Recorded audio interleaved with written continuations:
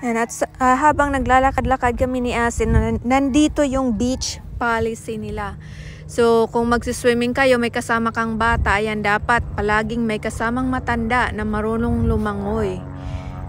Just in case kung anong mangyari sa mga bata. Ayan, at ang mga aso, kailangan din nila ilakad-lakad kasi naboboard din sila. Saka sa ganda ng outside view ngayon, tingnan mo. Dito kami sa isa kong park na gustong-gusto. Maraming parks dito at saka libre naman. Basta pag nagkalat ka, pulutin mo. So, bawal magkalat. Ayan, tingnan.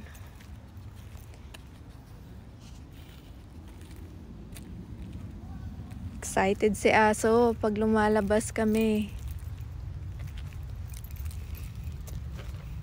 Tingnan ng mga park dito, Lord. Ayan.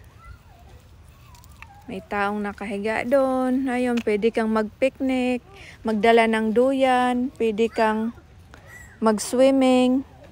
So, lahat yan libre. Basta mapanatili ang mga na walang kalat. Kasi yan, may basurahan. May nagbabike din. Pwede ka magbike. Kahit anong gawin mo dito,